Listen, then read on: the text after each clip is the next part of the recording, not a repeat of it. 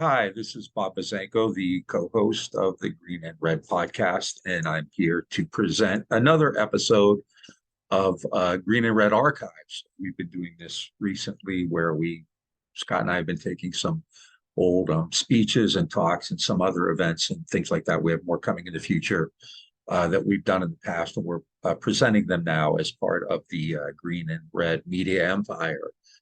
Today, we're really fortunate to have an interview that I was able to do some time ago with Noam Chomsky immediately after the terror attacks of 9/11, 2001. I was able to talk to Noam on a radio show I was doing at the time on September 13th. So this is one of the first interviews he did after the attacks of 9/11. And, I think it's an important historical piece. And obviously, what he said had great meaning then, and I think still does today. So we'd like to present this, and we hope you enjoy these Green and Red archives. We now have a Green and Red archive playlist on our YouTube channel. Obviously, we would, love it if you subscribed to our YouTube channel or whatever podcast you listen to. Share what we do, follow us on social media, and you can get all kinds of information about what we do at our website, which is at greenandredpodcast.org, green and red podcast, one word.org. And there's all kinds of information there about episodes and social media. And also, if you really like us, you can contribute, and it's real easy. You can just click on the support button on the website, or you can go to Patreon and look us up there. And you can always do searches. We're really proud of what we've been doing recently, and presenting these archives is another piece that we're really happy about, and we'll be doing more of these in the future. So enjoy Noam Chomsky's interview from September 13th, 2001. Let's go ahead and turn things over to Bob Buzzanco. Thanks, Wally. And we have with us Noam Chomsky from Massachusetts. Thanks so much for being with us, Noam. Do we have you there? I'm on. Thanks very much. Yeah. I know I'm a historian, and I often like to make analogies, but I've never quite seen anything like this. Is there anything that really compares to it? It's actually an extremely unusual event. This is the first time since the War of 1812 that the national territory of the United States has ever been attacked. It's almost 200 years. Makes it pretty remarkable in itself. And occurring the way it did with the images that we've all seen, it kind of gave all Americans a sense that day two had been attacked. And you see this blaring on the headlines, America under attack and so forth, which I think has created an even greater sense of it. So far, the responses tend to kind of fall either into the category of why us, we lost our innocence, why doesn't anybody like us, or much less likely, this is a case, some people say this is a case of the U.S. reaping the whirlwind. This is a kind of the product of years of a hegemonic foreign policy. Are there other ways of looking at this? Well, honestly, I have not seen the reaction, why us. Actually, that's a sensible reaction, but I'm just saying, take, New York Times to start with. By now, it's 2 days. They've had about 50 solid pages on this topic, and that question's never been raised. Sometimes it's raised in letters columns. Yeah, I guess perhaps more likely, in the aftermath of it, you saw some senators and some politicians kind of, not necessarily why us, but, how come? Yeah. Okay, but the question, why us, why the United States, is, of course, being raised all over the world. So you can read about it in the mainstream British press. I've been on the radio, national radio, all over, many countries in the last 2 days, and yes, that question is constantly discussed. It's the actual question, I understand your point, but the question, well, what is it that made the United States a target of attack? I have yet to see that seriously addressed in the United States, apart from an occasional letter. Mm-hmm. And, of course, that's the central question, at least if we want to do something about it. If we want to just react by in such a way that will pretty much ensure the likelihood that this kind of thing will go on, in fact, contribute to an escalating cycle of violence of a familiar kind, a kind of a tribalist kind. Take, say, Northern Ireland. You hit you hurt my guys, I'm going to hurt your guys more, but not ask why, and knowing that you'll hit my harder back and continue like that. And of course, this is, we're now talking about a huge escalation in that force way beyond that. Yeah, you can react that way and then make it very likely that not only will there be horrendous consequences around the world, but that, again, it'll come back here even harder and worse. That's a way to respond. Mm-hmm. Another way to respond is to try to figure out what's behind it. What do you think that is? Is it too facile to say that this is, in fact, perhaps a product of the U.S. role in the Middle East? If Middle Easterners are responsible for this? I don't think there's a sensible observer, knowledgeable observer of the U.S. and the Middle East and the world who doesn't take that for granted. Mm-hmm. I mean, take, say, Robert Fisk, who's the most eminent correspondent in the Middle East region, British correspondent, has been there for, 30 years or more. Mm-hmm. Highly respected correspondent. I mean, he's written about this in the mainstream press in England, and he points out that it's what he describes what happened Tuesday as his headline, the wickedness and awesome cruelty of a crushed and humiliated people. And he's not just talking about the Palestinians, he's talking about the Middle East generally, and he gives examples. And he says we're going to be told that this is a struggle between democracy and terror, but it's nothing of the sort. It's based on real events that happened. I mean, I started by saying this is the first time in almost 200 years that the United States has been attacked, its national territory. But that's certainly not true of the rest of the world, and we've often been the attackers. Is there then maybe a disconnection between the way the American people see this, perhaps more plausibly than what we're hearing out of politicians who are kind of raising the war drums and beating their breasts? I think it must be a rare person in the United States who doesn't know that a good part of the rest of the world has been the target of our guns, bombs, and so on for a long time, up till the present, including the Middle East. Mm-hmm. You can argue, well, that's right or wrong, but certainly that it's a fact is not in question. I should just say, I don't have to tell this to a historian, certainly not to you. It has been pointed out repeatedly that this is like Pearl Harbor. That's not an accurate analogy. Pearl Harbor was an attack on colonies of the United States. Actually, both Hawaii and the Philippines were attacked. They were colonies that had been taken 50 years before, and not in a very pretty way. Mm-hmm. The Philippines, a couple 100,000 Filipinos were killed. Mm-hmm. Hawaii was, violence and guile. Mm-hmm. Those colonies were indeed attacked. That's December 7th, 1941. But an attack on the territory of the United States, for that you actually have to go back to 1812. Mm-hmm. And the rest of the world, has not had that experience. And it doesn't seem, and I haven't followed all the media coverage. I don't think anybody's asked this question. Why does it happen in the U.S.? Why isn't this happening in Britain or in France and elsewhere? Yeah. Well, and all you have to do is move right across the border, and yes, that question has been asked and discussed and properly. Mm-hmm. You can make whatever judgment you do when you look at the facts, but if you don't look at the facts, and you'd say, okay, we'll just respond with greater violence, you're effectively contributing to the likelihood that this is going to spiral upward in a very familiar cycle of escalating violence. Mm-hmm. And in this case, we're talking about, terror that is unstoppable and that can go all the way to weapons of mass destruction right here. In a sense, and not to be bleak, but isn't that kind of retaliation almost inevitable? It's just one reporter, but at a press conference yesterday, I think with Rumsfeld, it was on the radio, somebody said, does the U.S. have the belly to respond? That was the key question that this reporter had. So isn't that kind of retaliation inevitable from the U.S. and this? Well, it's inevitable if we decide to be a state that is dedicated to the rule of violence.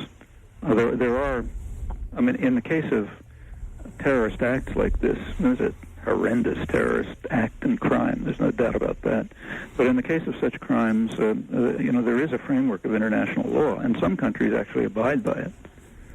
So, for example, when the United States attacked Nicaragua in the 1980s, which was a much worse attack than this. It killed tens of thousands of people, practically destroyed the country. They reacted in the way which they didn't react by setting off bombs in Washington. They reacted, which they probably could have done. They reacted by taking it to the World Court. The World Court ruled against the United States, ordered it to terminate what they called its unlawful use of force, that is, terror and aggression, and to pay substantial reparations. When the U.S. simply laughed at that, Nicaragua took it to the Security Council of the United Nations, as they're supposed to do, which voted unanimously. They passed a resolution saying that all states should observe international law, not mentioning anyone, but everyone knew what it was. That was vetoed by the United States, which is the only state on record so far to veto, to oppose a resolution saying states should observe international law. Nicaragua took it to the General Assembly, where it was passed unanimously, Israel and the United States voting against several years in a row. Same when the United States bombed Sudan a couple of years ago. That was, that's considered frivolous here. Who cares? The U.S. bombed Sudan, poor African country, with no credible pretext. That's conceded. Destroyed half the pharmaceutical supplies in the country and the factory that produces them. In a poor country, that means thousands, if not tens of thousands of casualties. Sudan did not set off bombs in Washington. They took it to the Security Council, where the U.S. vetoed a resolution calling for an inquiry, and it stopped there. That's the way you're supposed to respond. I mean, the assumption that you just respond by violence to major terrorist acts, yeah, you can do that if you're powerful enough, but then let's have no pretense about morality or law. Well, I mean, even more recently we've seen both in Kosovo and Iraq, I mean, clearly flouting international law, but apparently without repercussion, I mean, with regard to without repercussion, the sanctions in Iraq. Yeah, because the West doesn't care what the rest of the world says. I mean, for example, how many people in the United States even know that in the case of the bombing of Serbia, the overwhelming opinion in the world was opposed? And this is not just China and Russia. It's India, Latin America, elsewhere. It's just not reported. The West, the United States, and the West declare themselves to be the international community and do what they want. But I guess the problem you have now is, given this current atmosphere we have, which is really a kind of bloodlust in many cases, or at least among certain circles, it's not likely, is it, that we're going to have any kind of national dialogue on this? It's up to us. These are choices of the American people. They can decide to act in such a way that as to ensure I can't say ensure, but to make very probable the likelihood that there will be an escalating cycle of violence coming back to us again in a harsher way. You can choose that. Or you can choose to look honestly at the issues and ask, why is this happening and what do we have to do about it? And is there something we can do? And the answer, if you look, is yes, there surely is. And that takes us into another area. I mean, if we make that choice to try to have a dialogue on this, as you know, in times of national crisis, the government kind of gets emboldened. It's like the candy stores open and they can pass all kinds of anti-terrorism measures and start closing down websites and political organizations and things like that. I mean, are we going to see that? We might see that, and I think we probably will. In fact, we're already seeing it. But what worries me more, and I think is much more dangerous to us and everyone else, is that this will be exploited to call for increased militarization. In my view, the crucial issue is what's called missile defense, which doesn't have anything to do with missile defense. It's a cover term for the militarization of space, that is, expansion of the military race into space, which the United States alone is pursuing at this point. The rest of the world is trying quite hard to stop it. The U.S. is alone refusing to reaffirm the Outer Space Treaty, which bans militarization of space. And the purpose is very explicit. You can find it out. Just read the publications of the U.S. Space Command, which you can find on the web. It's not Bush particularly, same in the Clinton era. They're calling for a rapid expansion of the militarization of space, and that means offensive military weapons.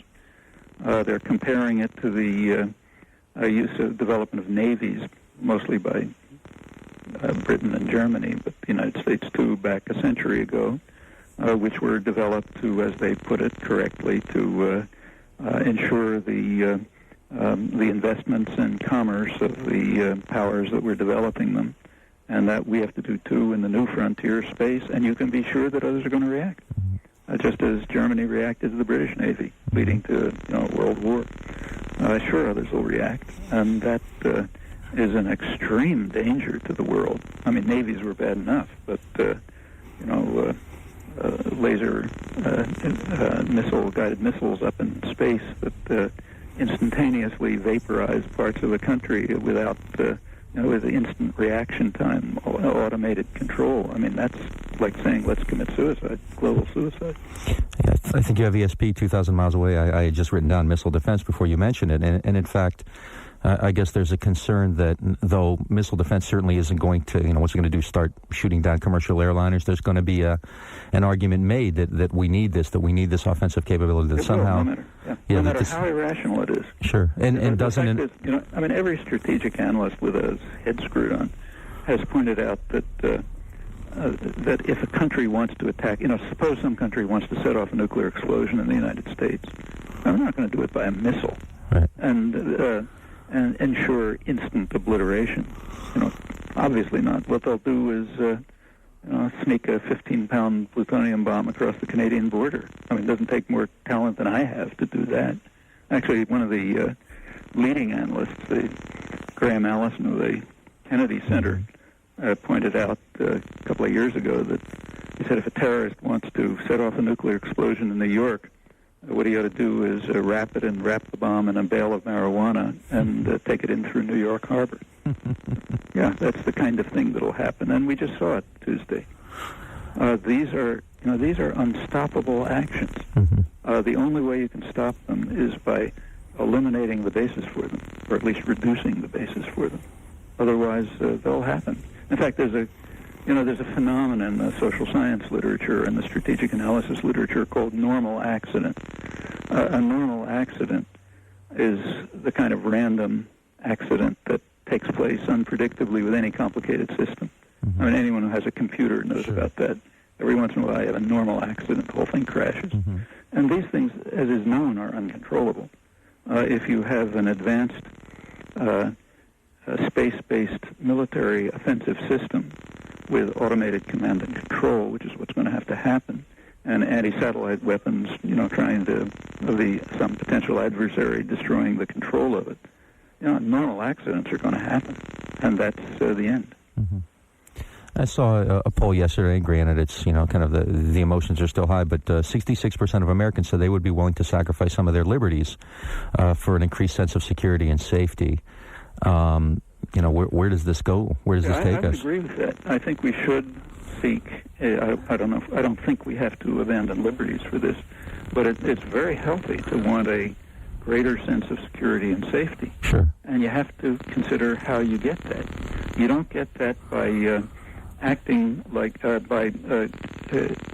acting in the world so as to create hatred and fear. You don't get security and safety that way.